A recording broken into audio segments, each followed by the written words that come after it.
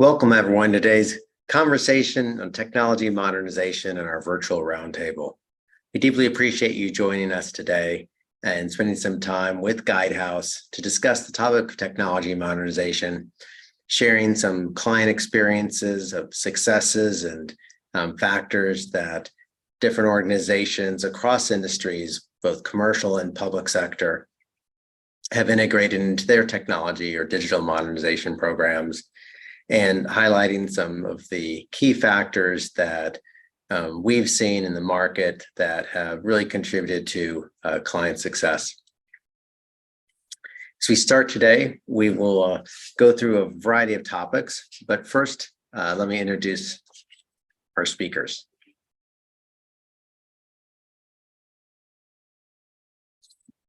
I'm Robert McNamara. I lead our IT strategy practice at Guidehouse and work across both our commercial and public sector organizations. Been working at the intersection of business and technology strategy for over 20 years, and I'm excited to be able to join you today along with my colleagues. I'd like to hand it over to Arijeet Roy to share a little bit about his background and experience. Thank you, Robert. Good morning, all. Arijeet Roy. I'm a partner within our financial services practice and focus on technology solutions. I have a background in technology, especially in the intersection of financial services and technology strategy all the way through implementation. And really glad to connect with all of you and share some of our perspectives and thoughts on technology modernization with you all. Thank you. I would like to pass it over to Raquel for her introduction. Hi, very nice to be with you all here today. My name is Raquel Morgan. I'm a director in Guidehouse's IT strategy practice, and I focus on providing CIO and CTO advisory, helping customers with IT strategic planning, developing their IT strategies, cloud strategy, AI strategy, and also helping organizations that are trying to modernize legacy systems through technology assessments.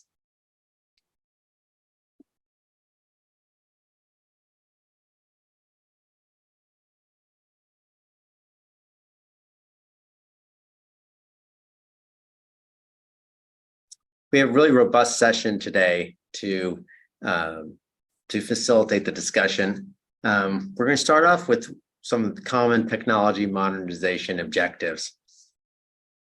And these vary from organizations, and organizations with their technology modernization journeys are highly customized, but there's some consistent trends across organizations. Next on the agenda, we're going to highlight a emerging yet very prevalent topic when it comes to modernization of controlling cloud migration costs. We're seeing costs from data management, infrastructure, and computing increase above what organizations expect, and it's been a topic with many CIOs and their program leads. Next, we're going to focus on some ways in which to accelerate modernization journey, both over a multi-year journey and with specific programs. What have companies and public sector organizations found successful along their modernization journey, and what are some tips and techniques that they've used to keep programs on track, and in some cases, leapfrog efforts to accelerate process in modernization. Then measuring success. There's significant amounts of investments being made in technology modernization, hundreds of millions of dollars for some organizations. And so from the CFO to chief operating officer across the organization, how do we measure the progress that we're making in line with the overall organization strategy, and really ensure that we're getting value from our modernization efforts?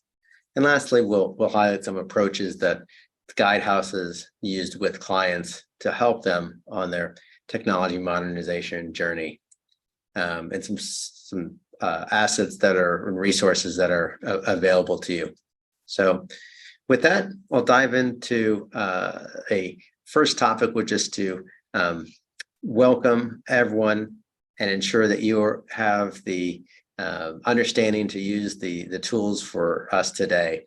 On the right-hand side of your screen, you should see a chat feature along with some other buttons for Q&As, polls, and surveys. Throughout the presentation, we'd like to make this as interactive as possible. Please submit your questions, participate in the chat, respond to polls, and we'll review the poll results live and complete the survey. There's some resources available for you to access afterwards, and we'll share that information at the end of the discussion. So, pivoting to our first topic of what's driving technology modernization.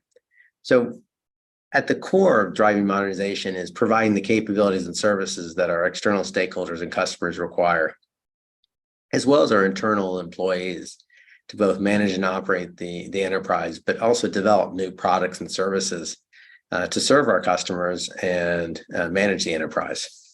As we've continued to evolve in what we refer to as a digital first economy, the pressures of technology capabilities and digital services are increasing significantly. And not only the paramount and table stakes to successful organizations, but the amount of investment that's being allocated across commercial and public sector organizations is increasing each year. As budgets are inherently constrained in all of our organizations, there's additional pressure and transparency wanted on how are we getting the return from those investments as we migrate to a digital first mentality. Another factor is there's significantly more flexibility that we have in the technology options as leaders, both on the infrastructure and applications layer, and especially in the data environment.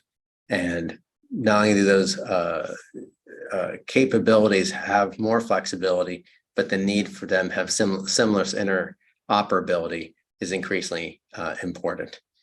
We touched on the benefits that are expected and the importance of measuring those, and we'll talk more about those aspects as we get into the costs.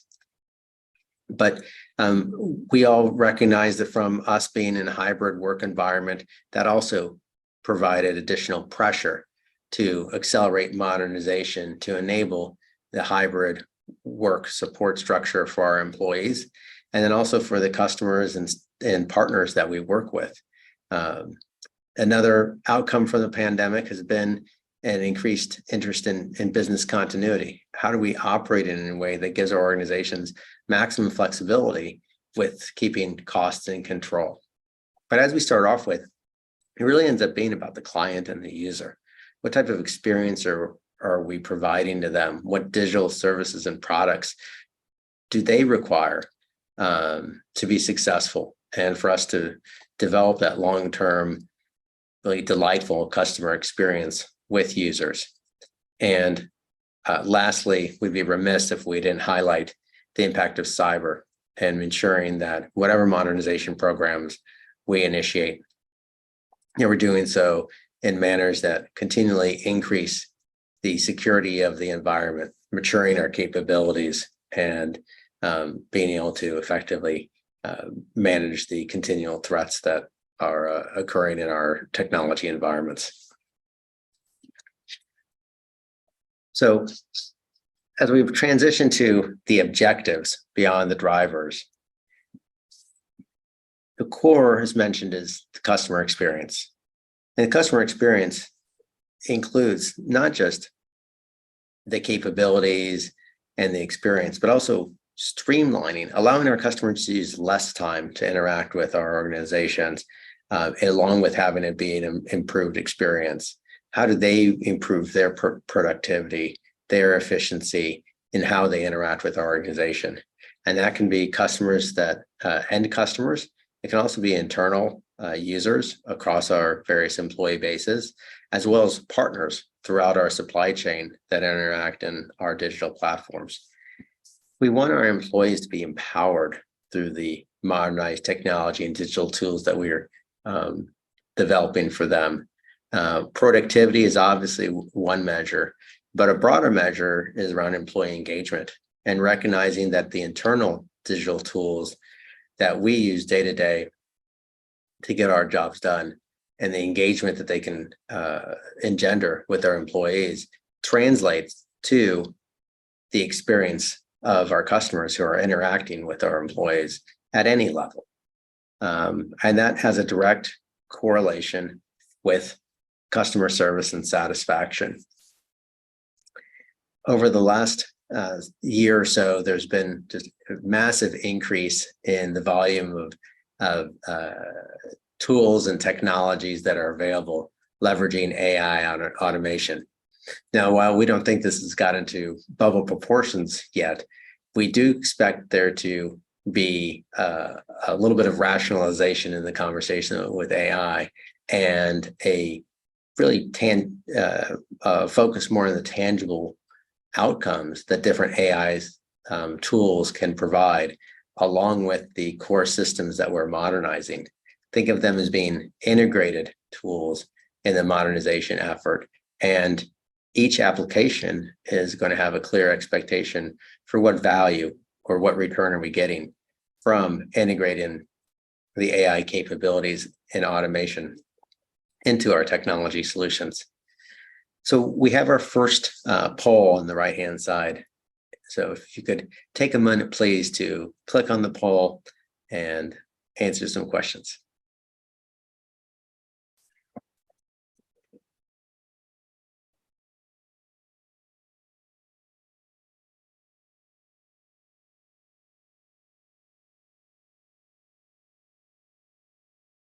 All right. And can we bring up the results of the poll?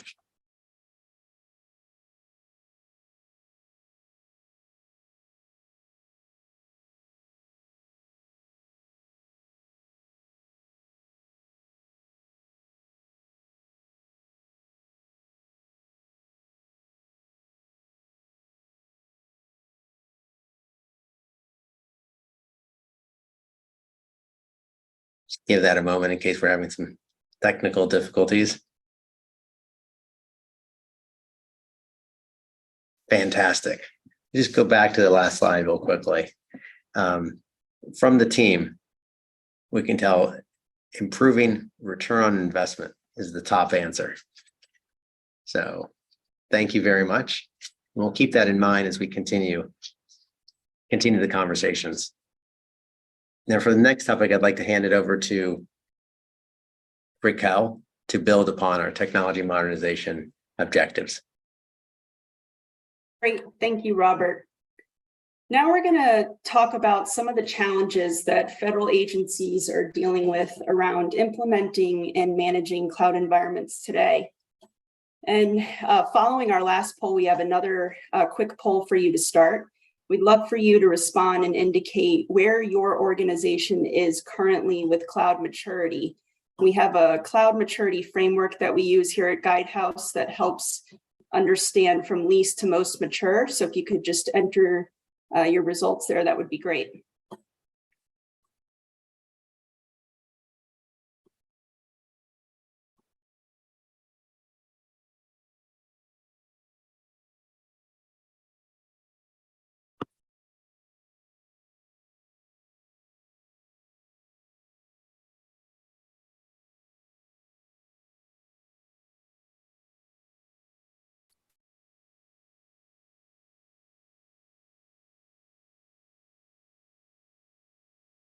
It's like no one has chosen to do the poll. Anyone would like to indicate their maturity? If not, it's okay, we'll move on.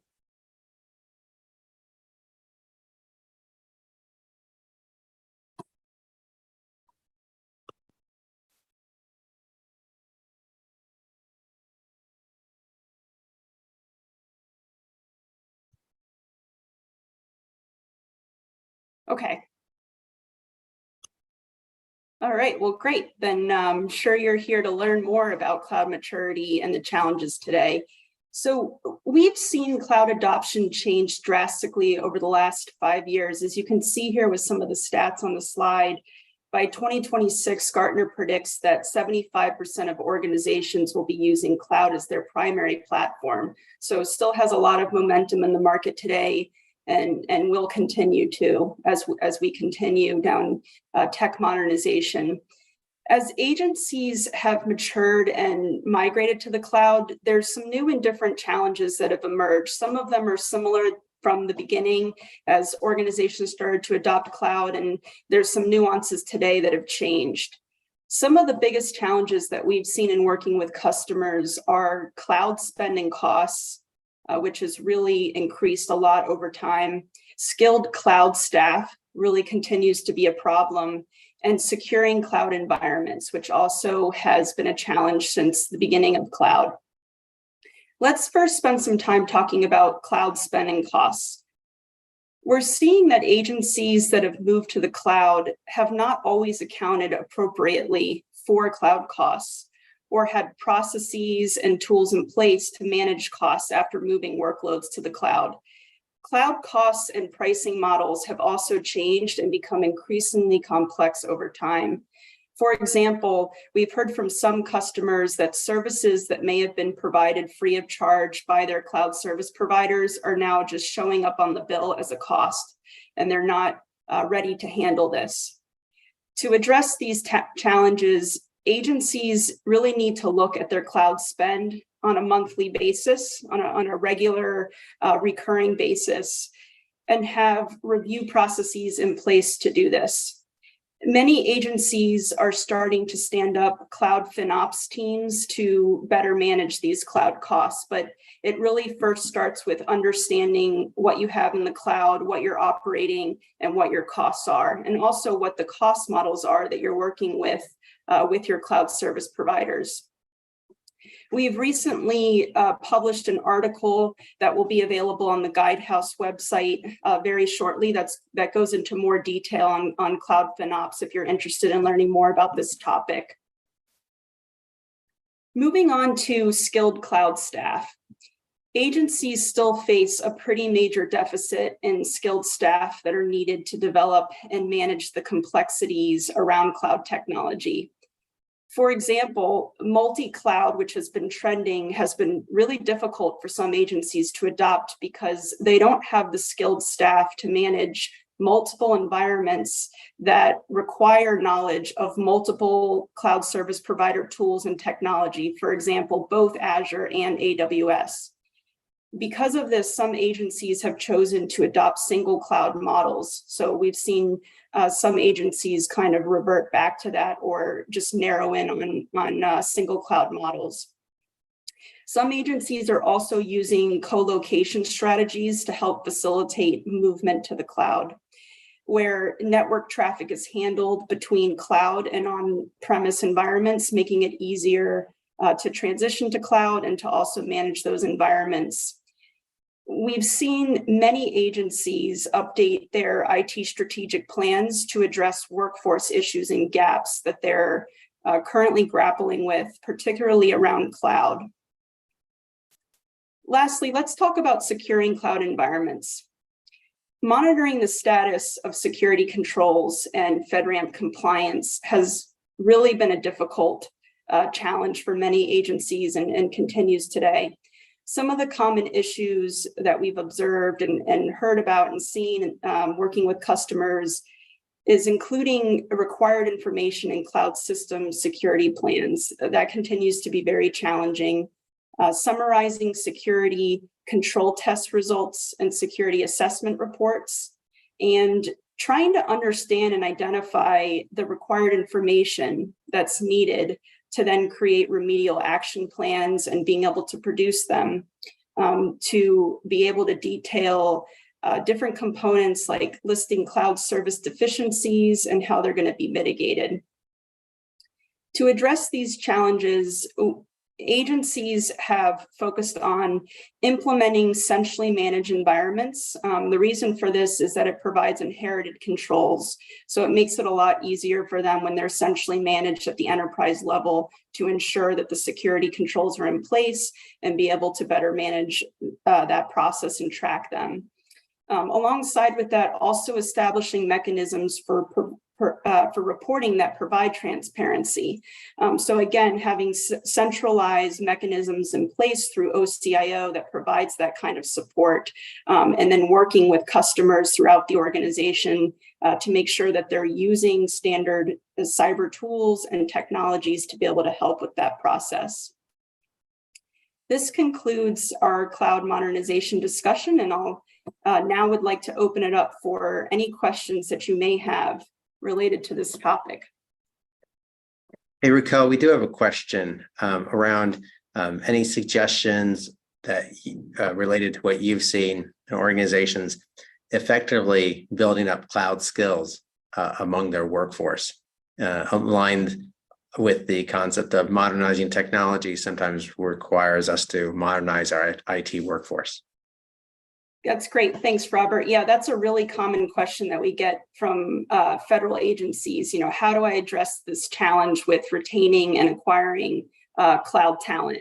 We also see that across the private sector as well, not just an issue for federal.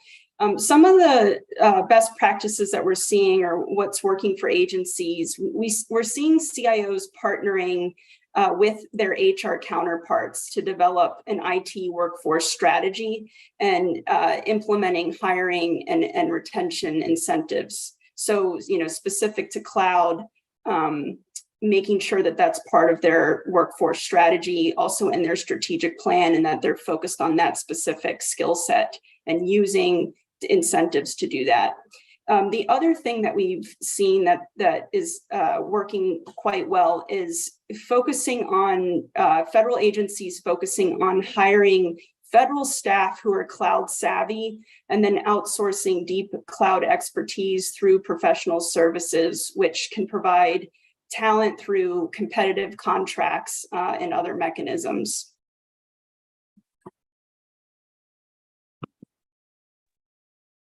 We have another question for you, Raquel. Are the cloud environments that you're seeing inherently more secure than the legacy environments, or what do companies, organizations need to do to ensure that that's the case? That's a great question. As agencies first started to adopt cloud, there was a bit of a myth early on that if I move to cloud, it's going to be more secure simply because the cloud service provider is going to take care of all of the security controls. Whereas on on-prem environments, of course, everything needs to be done by the organization. Nothing is outsourced. While it's while it is true that cloud can offer more security, the onus is not just on the cloud service provider. So if organizations are going in with that mentality and mindset, there are going to be gaps and risks around their security. So what organizations do is they work closely with the cloud service provider to figure out what security controls they're going to provide. And then they have to have a plan in place within the organization using their own operational staff that are managing the cloud environments for the agency to figure out what controls they are going to take on.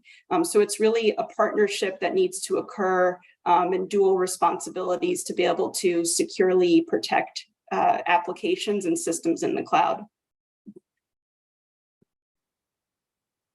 Great, thank you.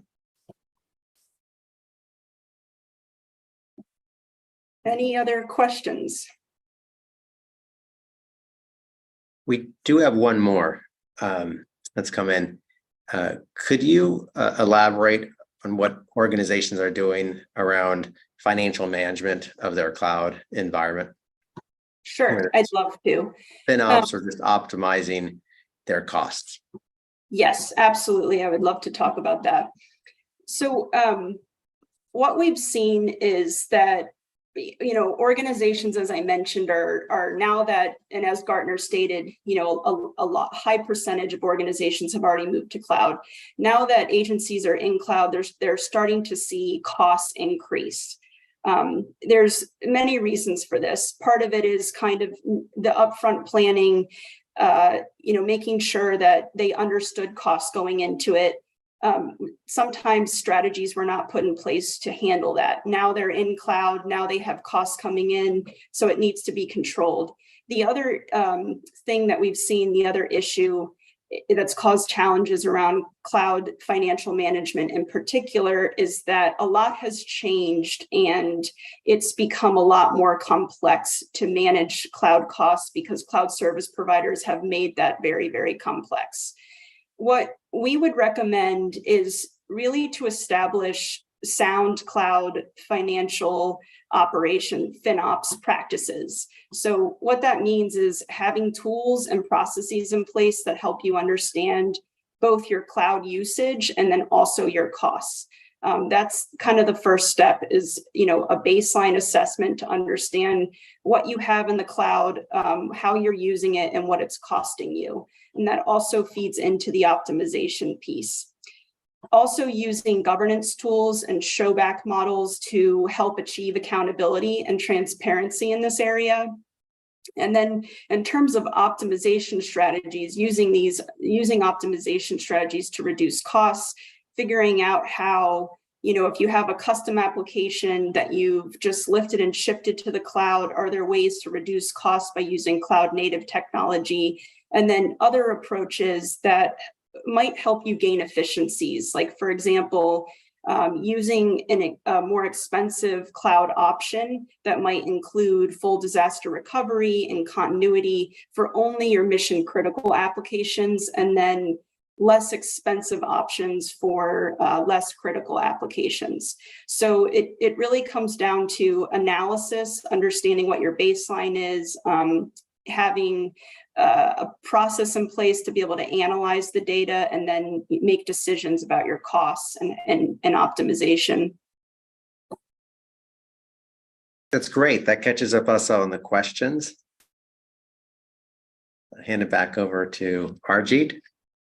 Thank you. For our next section. Yeah, thank you, Raquel. Thank you, Robert.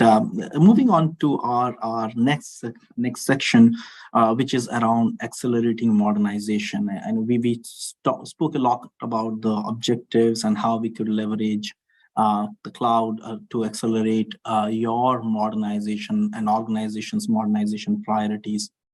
The biggest thing today is when we think about accelerating modernization is kind of moving ahead in the curve from a digital maturity perspective. How can we, the fundamental question is, we understand the objectives, but how can we move ahead along in this journey? What are the tools, what are the accelerators available in the marketplace today that can show us a roadmap and take us along that digital maturity curve? And primarily it focuses on three areas. One is time. All of us, everyone wants to get this done sooner, quicker, faster. The second is quality. Everybody wants to do this. Organizations want to make sure that some of the programs, modernization programs that they would like to run mission critical objectives for their agencies and even for our commercial counterparts.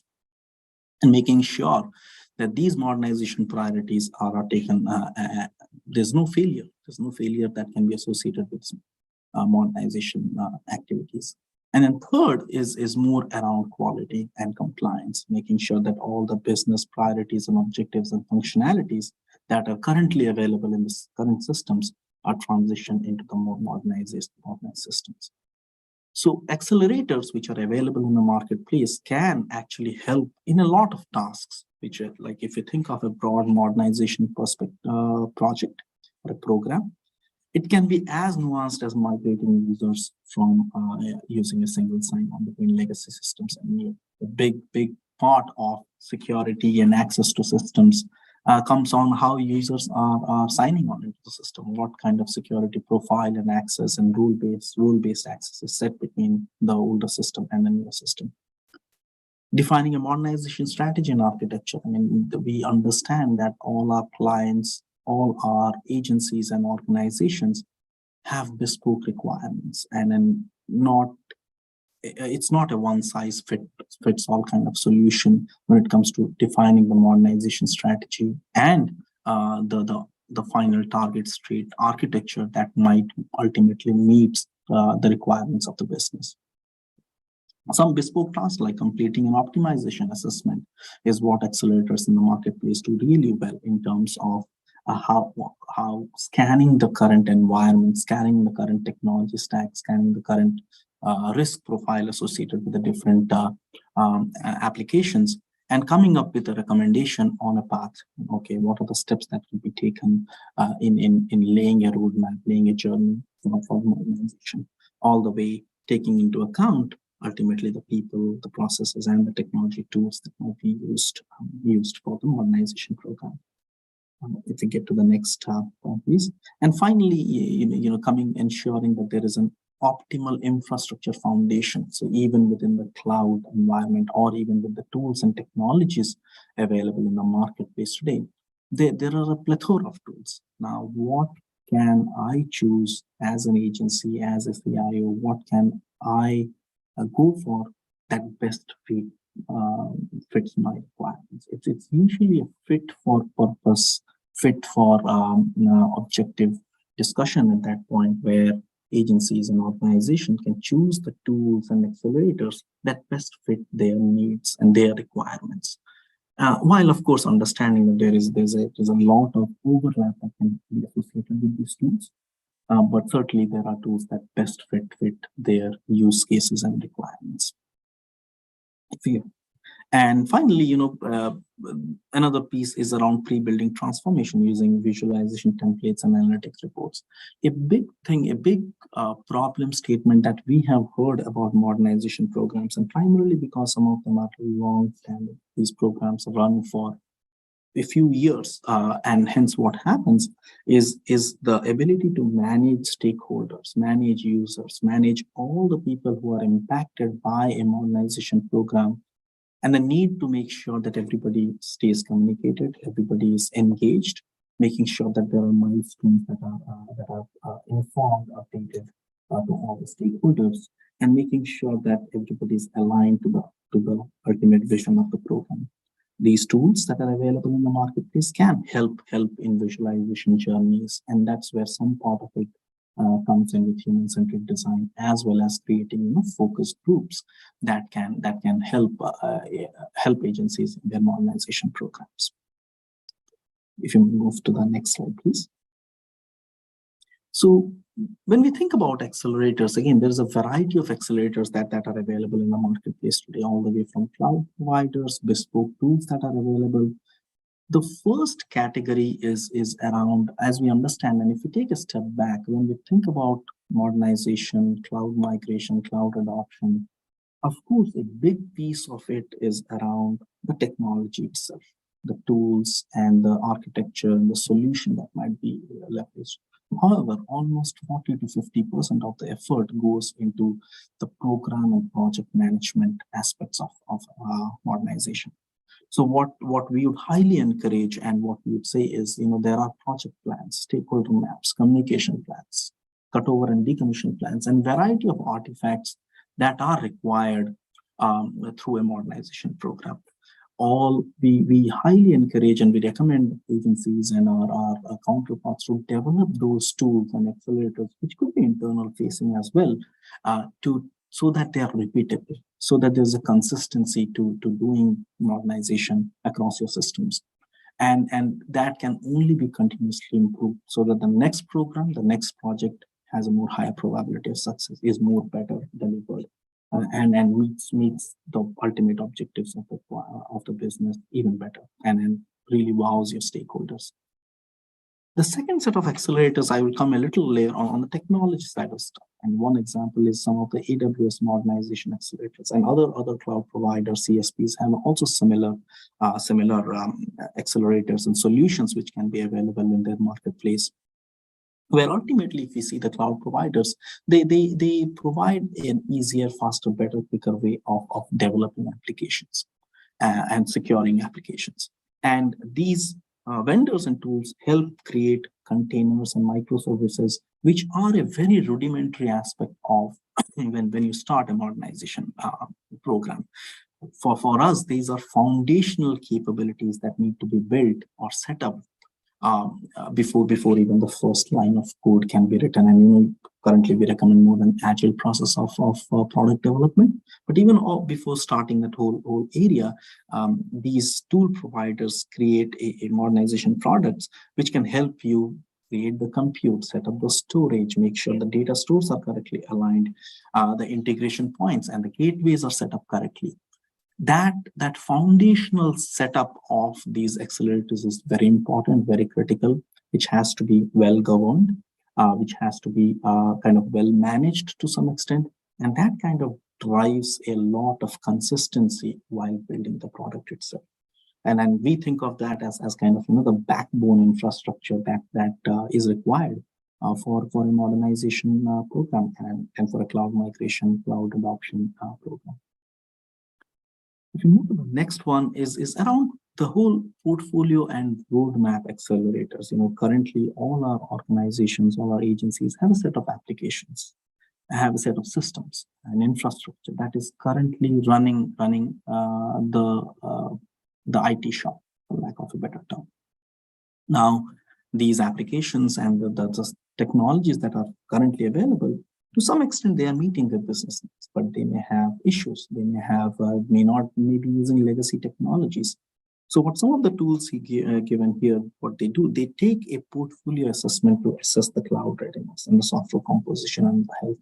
They take the guts of the system architecture and learn about, they can go in and scan the environment to learn about the health of the applications, the technologies that are used, what are some of the risks associated, technology execution risks associated with the applications, and how far these applications are cloud ready from an architectural perspective and from a migration perspective.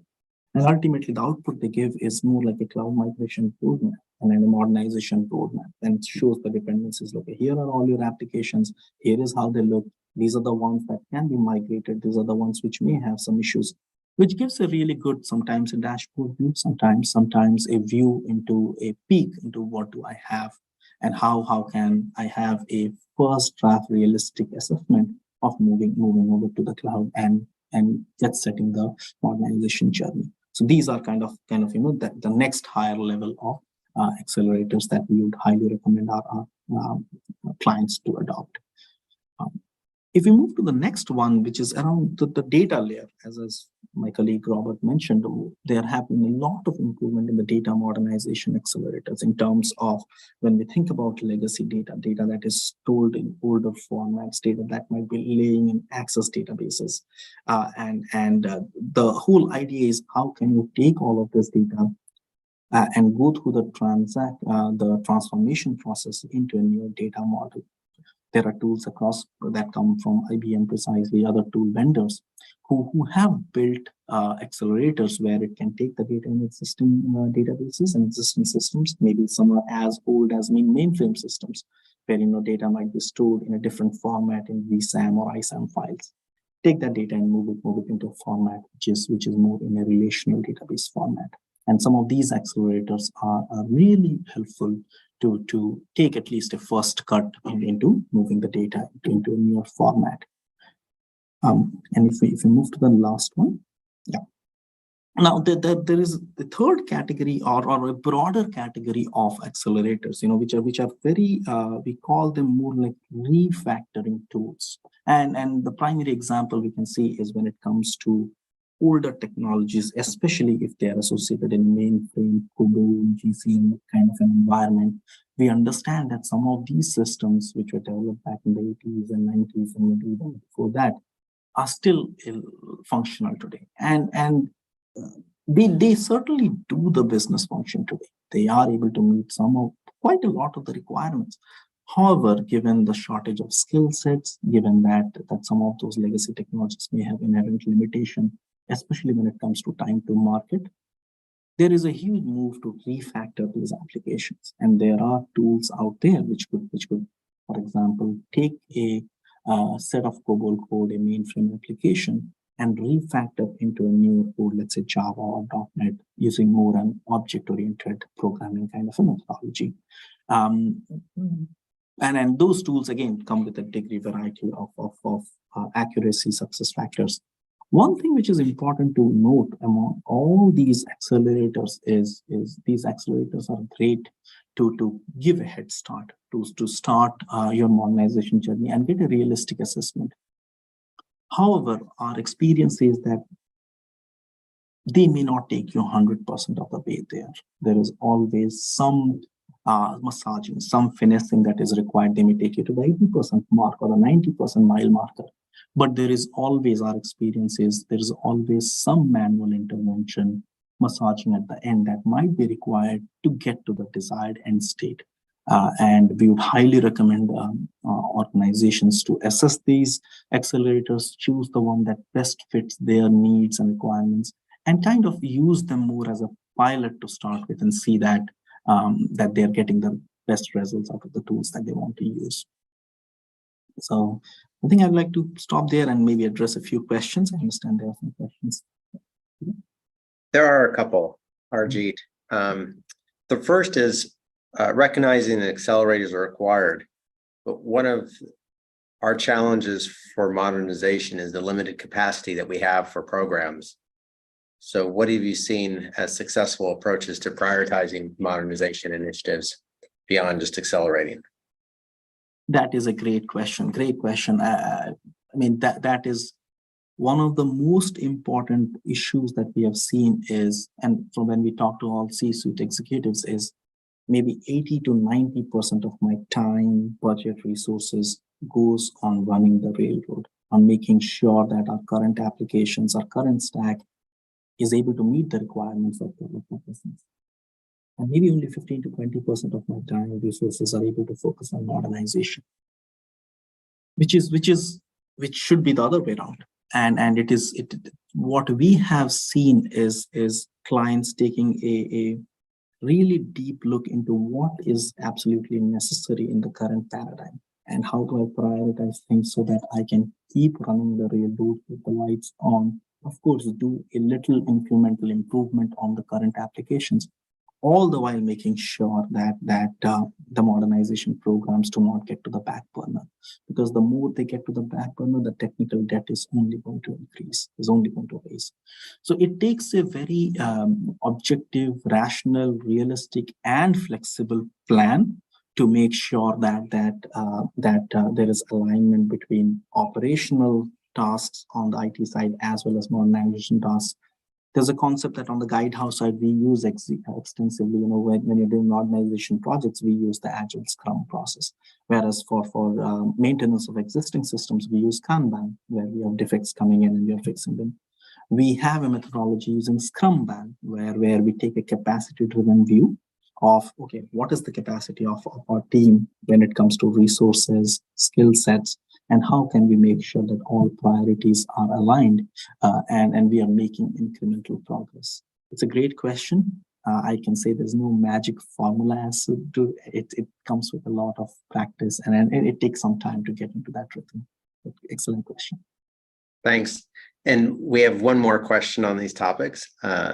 You mentioned refactoring different tools. What should our expectations be for new AI tools to help us with modernizing legacy code and integrate into new platforms? Yes, another great question. Yes, I think again, this is my personal perspective based on what we have seen of the Gen AI tools in the marketplace. They come with a huge promise. Recently, we saw a note from Jamie Dimon, who said that the newer workforce will be working 3-hour days, and that's how the new workforce would be. I wish it was there when I started my career, but yes.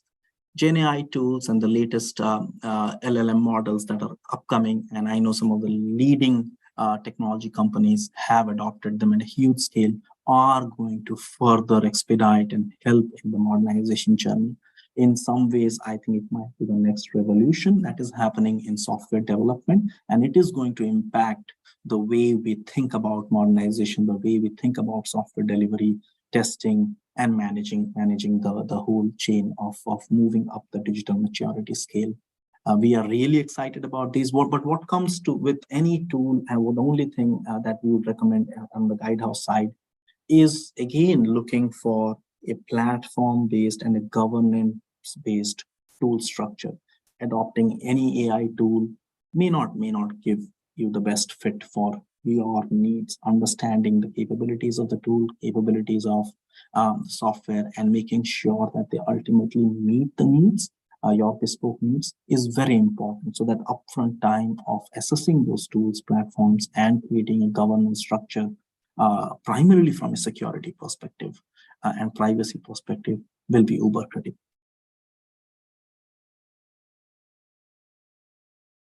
Great, thank you. Takes care of the questions for now. Thank you. Moving on to the next section. How do we ensure? How do you measure success? And success can be different when it comes to different modernization programs. There's success which is internally focused, which is success for your stakeholders.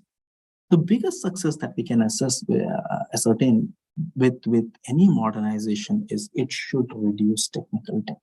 It must reduce the gap between business and technology in a way where our IT shops and our technology places are well aligned with the businesses. All the agencies and clients that we have seen who are really up the value chain when it comes to their digital maturities, it is primarily due to the collaboration between business and technology. And areas where we see some of our clients struggling is when the divide is really high. And it can be a cultural aspect, it can be a contractual aspect, it can be any number of issues. However, the biggest success that can be associated is reducing technical debt and improving ROI. Dollar for dollar, whatever we are investing into a system, into a program, what are we getting out of it? And I think all modernization programs ultimately should be hitting upon improving the return on investment that we make on the technology. If you move to the next one, please. Improving efficiency and effectiveness. I mean, this is another important, which ultimately improves time to market. Is all technology tasks take a certain amount of time. Whether it be coming up with a web page, whether it be creating a database, whether it be meeting a business functionality. Ultimately, these move towards the concept of improving the efficiency and effectiveness of software delivery, where the products, where the patches, and or even the incremental software that is getting put into production effectively helps the business in delivering their needs and meeting the ultimate needs of the stakeholders. So overall, for an organization, we can significantly see that good modernization programs help both ways. They help the internal technology shop in improving and delivering better capabilities, as well as the business teams in meeting the ultimate needs and vision of their agencies. The next one, customer satisfaction. The agencies and organization, this is another very important point, where we have seen modernization programs really succeed is around ultimately the customers being happy, the end customers being happy, and then that kind of it's a cycle in there where if the end customer is happy, business booms. And on the agency side, we've seen certain agencies in the government have made sure that their ultimate constituents, the trade agencies, are happy with what the agencies have done and have received very good feedback on that. And finally, and making sure that IT investments are aligned to technology business management function. Going back to my previous point, the ultimate aim, and I think that is where we see the maximum benefit of modernization programs is when IT investments and are aligned to the needs of the business, where the technical debt is reducing and ultimately improves ROI. So these are kind of some high level thoughts on measuring success. We have a question here. I would like to poll the team. I mean, from your experience, what do you think is one of the most important criteria in measuring success of modernization programs?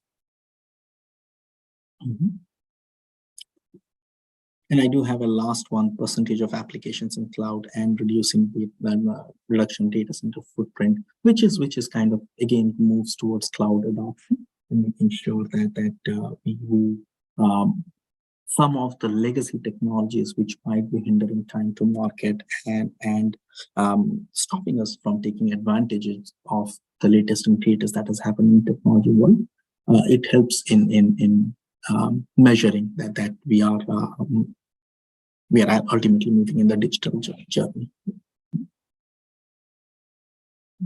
Great. I see that the answer is yep. And then there's one more final point, I think. Which is, specific measures for data modernization in cyber. I mean, again, these are KPI-driven requirements, which I think ultimately covering the areas of security and cyber. But I think we do have an answer here on reducing technical debt and improving ROI, which is the most important criteria when it comes to measuring success. So with that, I think I would like to, do we have any questions? No, we're caught up on questions again.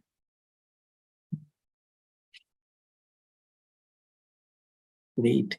So with that, I would like to pass on to Raquel to walk us through the Guidehouse approach. Okay, great. Thanks, Arijeet. As all of us know, we are working in a complex IT environment today. We've seen the emergence of new technologies, capabilities, and operating models really radically alter the business landscape. These disruptors have challenged the status quo, and they're forcing organizations to reevaluate their approach to how they modernize technologies to better support their business. To better manage the modernization of this process, focusing on customer-facing applications and back-end infrastructures, we recommend several key approaches that we want to leave you with around tech modernization. The first is assessing technology and processes prior to any implementation work or procurement to better understand the complexities surrounding both your current technology and also how to achieve the highest return on investment with new solutions that you might be considering. So this is really kind of the first step in the process, is understanding what you have today and where you need to get to for the future.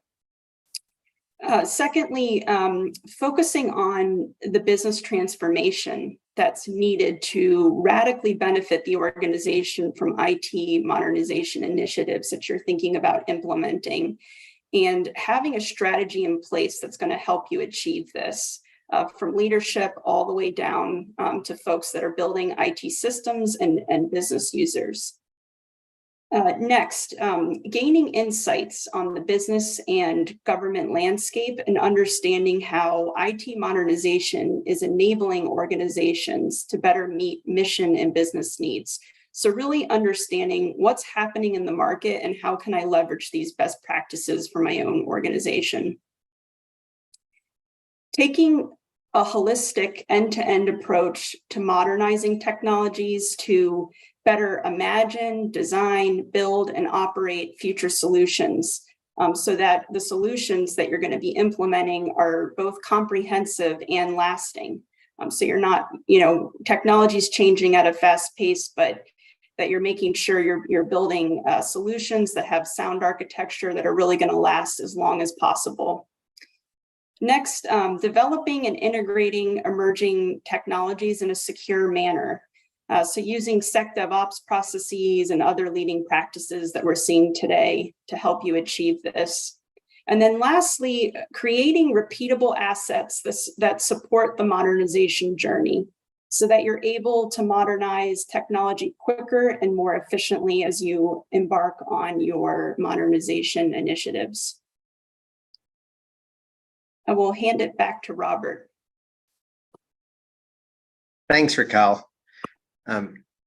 We really appreciate everyone's time today as we explore the various topics of the objectives and demands for technology modernization.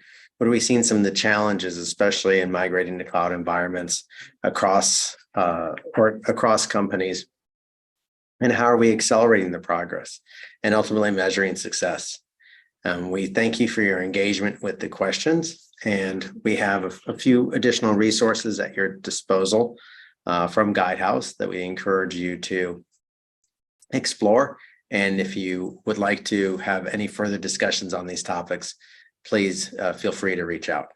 Thank you very much for spending part of your day with us.